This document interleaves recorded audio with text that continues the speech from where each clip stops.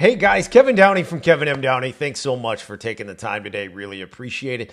In this video, I want to talk about how I build business development process for our clients, and then how I train reps to do, in quotation marks for lack of a better word, to do business development. What's the right process? What does it look like when it's done correctly?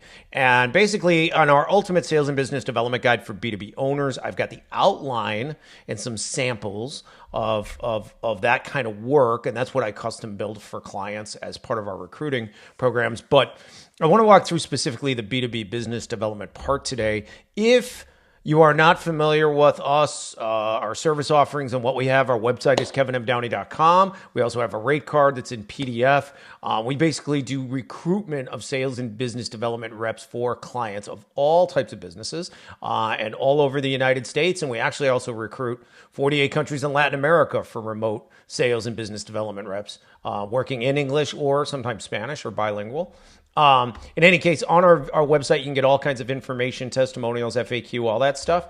But also you have a link to take Aptive Index. If you have not taken it before, take it. It's going to blow you away.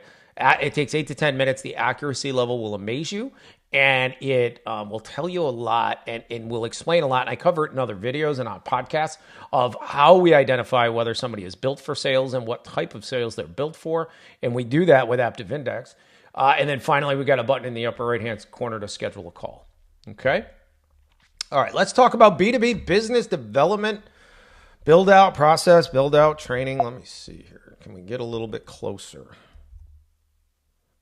Maybe this is too close. Yeah, that's probably good. Okay. I'm trying to make sure you can see it, so I'm zooming in probably more than I normally would. Okay. Have a few sections here in this, and this is our knowledge base. It's in our knowledge base. We have a whole bunch of pieces in our knowledge base, but this is, again, the Ultimate Sales and Business Development Guide for B2B owners. So I have a number of things in here: understanding business development within the sales process, hiring and managing sales and business development representatives for your B2B company, B2B Business Development 101. Let's walk through that here, and then some samples, sample voicemail, sample pitch, confirmation email, or email if we need to send them information first and then do a follow-up call. All of that is part of the process that you want to build in B2B cold outreach, and then sample cold email, all that stuff. Okay. All right. So first, let's cover something up here: hiring and managing sales and business development representatives for your B2B company. I've got a topic here, understanding business development within the sales process. So, the basic definition that I always want clients to understand or prospects to understand is that sales is what you are doing when you have a decision maker with a pain point. You're selling. Companies and owners and even leadership teams in sales, CROs, CSOs, misunderstand that they think business development is part of the sales. It is an element that sales reps and business sales teams endeavor into, but business development's a marketing function, not a sales function. Business development is when you're trying to find a decision maker with a pain point. Very clear distinction, okay? Because you have to go through a lot of things to go out and find who the right decision maker is. There's a lot of fishing, a lot of research, all that stuff. And it goes to how we build sales teams now in 2026 and beyond, because we can't really afford, and I don't want to dig into all of this today, but we can't really justify in most B2B companies salespeople who are getting paid $90,000, $100,000, $150,000 base salaries. We cannot justify them being the ones that do the basic fishing and research to find out who the heck the decision maker is, or even ask if they have a pain point. It's too expensive. It doesn't make any sense mathematically anymore, okay? So it goes all to sales team structure, how you build it, how many sales reps you hire, true salespeople, and then if you're going to do dedicated business development people in B2B, to do the cold outreach, find the decision maker, find out who the decision maker is, find out if they have enough pain point to look at what you have. That's a lead. Move them to an appointment with sales, right? You got 3 different things there. It's really, really hard to justify really expensive salespeople doing that, okay? But understanding that definitive difference between sales and business development within the process is important, okay? So how do we look at business development? This is just outline, okay? And I use this outline when I build for a client in our recruiting program. This outline gets copied and pasted into their Google Doc. We do everything in Google because it's easier for everybody. Everybody knows how to use it. Okay. We copy and paste this, and then I build the individual elements for that particular company and representative to do their work. Okay. Not counting, obviously, the prospect list, which can go in our CRM product that we do. You can use that, or if you have your own, it doesn't really matter. You want to throw it in Google Sheets. It really doesn't matter for cold outreach, right? As long as it's organized to a certain way. Okay. Let's look at each of these pieces. So demystifying B2B business development. This is, again, a really simple thing. One of my favorite quotes of all time. And I got this from one of my mentors when I was young. Activity breeds business. If you make calls, you're going to find stuff, right? Blind squirrel finds a nut, right? Like, you give a rep a process and they make calls. I don't even care if they're not even talented. They're going to be successful to some degree. It's all about calls, right? Boots on the ground or on the phone or whatever, okay? So what is business development and what is it not? And I make this very clear to reps, and I make it clear to clients on the front end that it's important to train this way so that reps do not get confused. Even in the hiring process, I think it's worth mentioning. It's very important for us when we're recruiting to make it clear. Business development is not an admin activity. It is not email. It is not LinkedIn. Those things can be automated. There is no reason to have reps, people, humans, to ever be playing around on that stuff. When you have a lead and you need to get in touch with that lead and you have to use, especially LinkedIn, that's kind of a last-ditch effort, right? Email, fine, but it's not a prospecting thing for reps. That's not what they should be doing. Okay, email qualification or confirmation, sending information to leads is all part of what they should be doing. But the actual prospecting is not an email or LinkedIn activity. I call those admin activities. Those can all be automated. Okay? No reason a rep should ever be doing that. And the reason why it's important to train reps this way on the front end is because it's all about habits. If they are in the habit of making 50 to 100 calls, they will make 50 to 100 calls. The minute that you give salespeople or business development reps the idea that they can use email and LinkedIn to start prospecting or play around on their CRM, you have lost them as far as calling goes. And we see it drop or it never exists. So you must train them on the front end that it is a human activity. It is phone plus voicemail or boots on the ground. That's it. That's what business development is as far as activities go. Okay?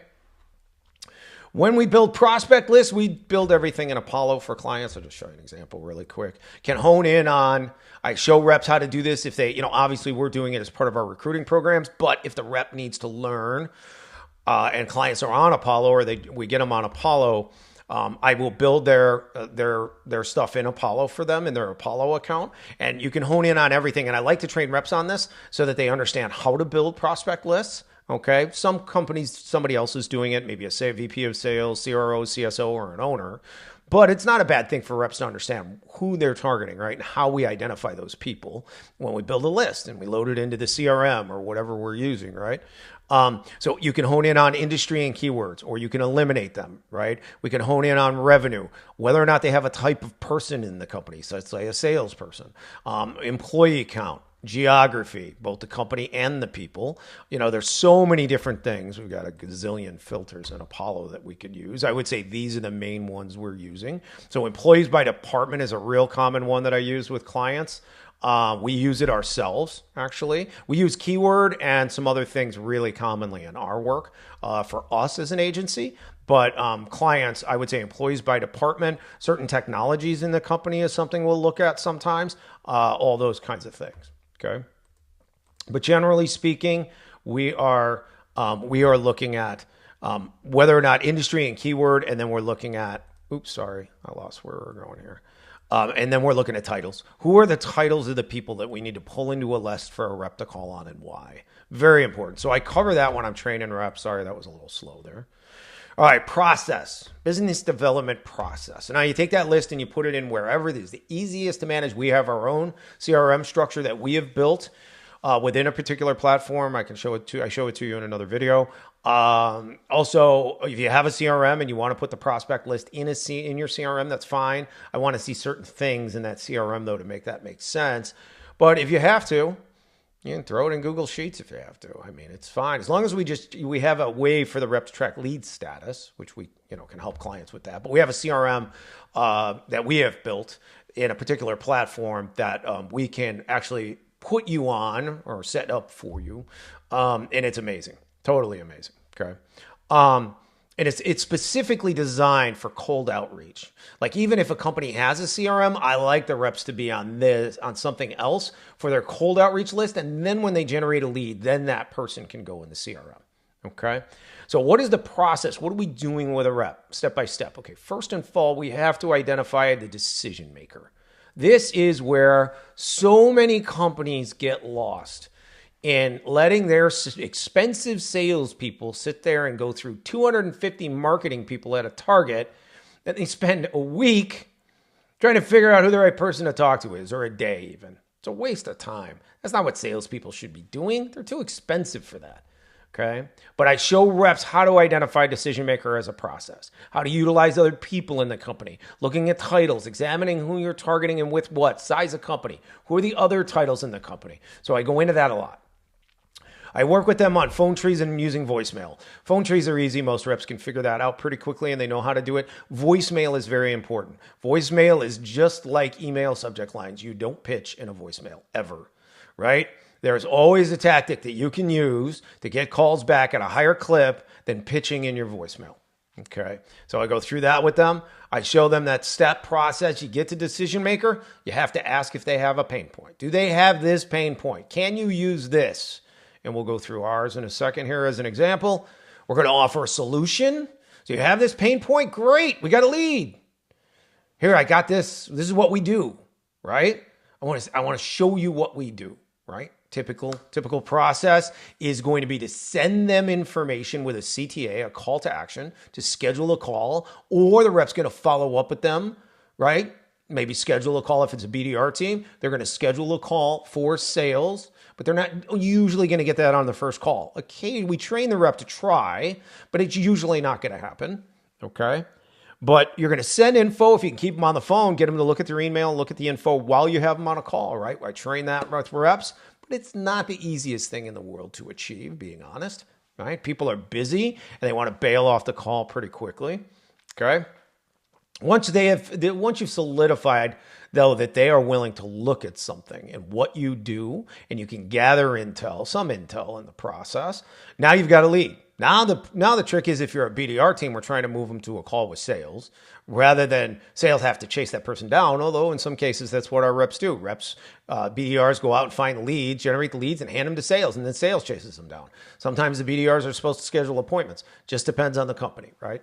No right or wrong answer in reality. Okay. When they send the info with the call to action, we want to keep them on the phone, and I train reps this.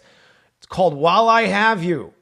Johnny, let me send that over to you. It's john@abccompany.com. Great. Hey, while I'm sending that and I have you, let me ask you a quick question. Now we're gathering intel to move the needle, right? As we call it. We want to move the needle. We want to find out, okay, who else are you buying from, right? How long have you been buying from them? How do they do overall? Right, we're looking for where can we get in the door the easiest. What's the pain point here to really get them to move? All right, and then a lot of times the reps got to send stuff. They can't move them, right? They can't get a call scheduled or whatever that final step is. And sometimes if it's just generating lead, now we've generated a lead, right? And we hand that to sales. But let's say in this case, the BDR is supposed to set appointments. Well, then a lot of times we're going to have to send that information, make sure they got it, and then we're going to have to follow up and move them to sales, right? Ideally, we want to keep them on the phone and see if we can do it right then and there, okay? So following up is a phone process. It is not an email or LinkedIn process, except as a last-ditch effort. Usually the rule of 3 here. We want to see them follow up 3 times before we're sending an email or hitting them up on LinkedIn. Some companies like them to do all 3 of those things on every follow-up. That's fine. That's fine. I don't have a big issue with that. I like to see expediency. Okay. All right, let's walk through some samples. In our case, In our case, you will notice in the pitch that our rep is purely setting appointments. That's because we drive a lot of inbound leads, but so most of the prospects have seen our information already, but in most BDR cases and sales team cases in B2B, they're doing cold outreach and they're having to get information in front of somebody first. So that's their close, right? They're just trying to get them some information, move them with a call to action, right, in the email, okay? And then, right, they're trying to do it right then and there again, but following up. Okay, sample voicemail. We customize this for every client. I work with reps on this and companies. We do not want to pitch in voicemail. There's always a way for us to be vague. We don't want to lie. We're not going to be deceptive.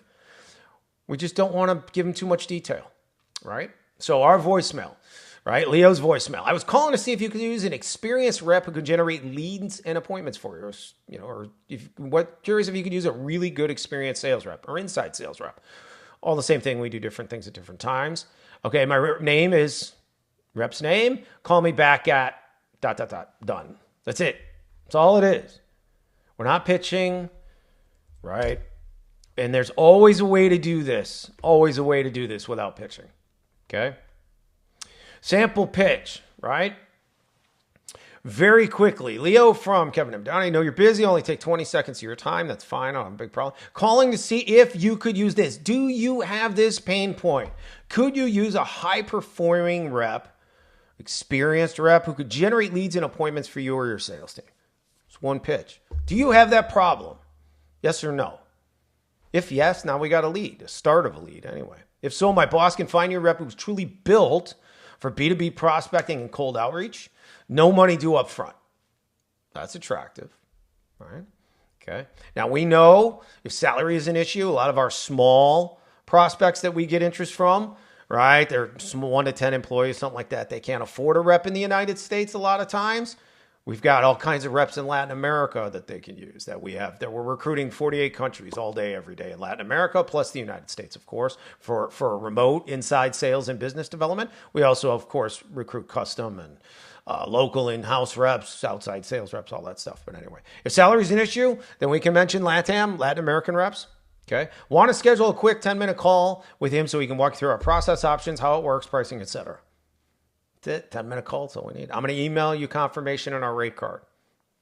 All right. Because if they didn't, maybe they forgot that they've seen it or something. How about tomorrow? Want to do it as soon as we can. Okay. In here, if we're generating the lead the first time and we got to send an email with some information first, no problem. You can do that, right? Hey, I'm going to send you over. So basically you're still asking the same things. What I'd like to do though is I'm going to send you over some information on our agency and a link to my boss's calendar, right? After you take a look at it, go ahead and schedule a call. I'll also follow up with you. It's fine. Same thing. Same idea. Okay. Here's confirmation email. This is how we would build email if we're sending information with a CTA. Okay. Something like that. Okay. And then finally, sample cold email. I get into this in great detail and in many other videos because I did email for clients for 8 years, sold that book of business. Did a lot of things with email, sent, 105, 110 million emails for clients over 8 years. I know how to build cold emails so that it drives leads. So that's one thing when clients try to question me or their marketing teams try to question me, I'm like, yeah, I've sent 100 million emails for clients over 8 years. I had a client that I drove over 10,000 leads for that was sending at one time 36,000 emails a day. So I know what it takes to drive leads. And in cold email is no different than the front end of a pitch. Just so you understand, that's how I learned to do email actually. Cold email is it's not a marketing thing. You're not trying to market to them. It's a one-to-one text-based email designed to elicit a response. It is actually just a written version of, if you read it on the screen, pause the video, it is the written version of this, more or less. It's the same thing. Johnny, do you have this pain point?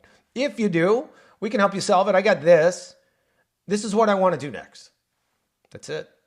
In the case of email, though, we have a stopping point because we can't do anything. We're not in live mode with a rep. So when we send the email, we're asking them to reply, right? If you'd like, I can send over my program information and rates. And then if you want to jump on a call, we can do that. That's exactly what we are doing with a BDR. or sales team, right? Then they would schedule their own call, in-person call or something like that. Okay. So all of these things are what I work with companies on. I build all of this out for them. It's very important to build a process because reps need to know what they are expected to do. One of the biggest mistakes, and I'll finish with this, one of the biggest mistakes in sales hiring, failure being reps aren't built for prospecting. That's number one. Hiring the wrong people because resume's sexy and they don't want to prospect. Happens all the time. But the other thing is they're not taught how to prospect because companies assume that salespeople know how to build a business development process for themselves. And they don't. They don't. That's why they revert to, especially if they're not built for it, it's why they revert to sending emails and trying to ping people on LinkedIn because they understand that at a basic level. But when you're doing hardcore business development, you have to build the process and you have to train them on that process. Teach them it, get them used to it, right? I don't want them training forever. I want them to do it from day one, but they've got to learn how to manage the process, manage the data online or in the dashboard or CRM or whatever we're using so that they know what's expected of them and what to do. It's very important, underrated part of building business development in B2B sales teams. Okay. So hopefully that helps you. If you have any questions, you want us to do some recruiting for you, we can help you. KevinMDowney.com. Again, if you haven't taken Aptive Index, take it. Blow you away. You get a PDF in response. So it'll tell you about you and you're going to like it because everyone always says, oh my gosh, this is like 90 to 98% accurate of me. Everybody always nitpicks one little thing and they say, well, I'm a little more like this, but they all say it's like 90 to 98% accurate. Hear that all the time. And it's really 100% accurate. Just some people, it's hard to acknowledge everything is accurate. So take it. You'll love it. And then schedule a call with me. Schedule a call with us, I should say. And let's walk through your needs, see if we can help you. And appreciate the time. Thanks so long I took too long today, but thanks for taking the time. Best of luck in business in 26, and we'll talk to you soon. Thanks.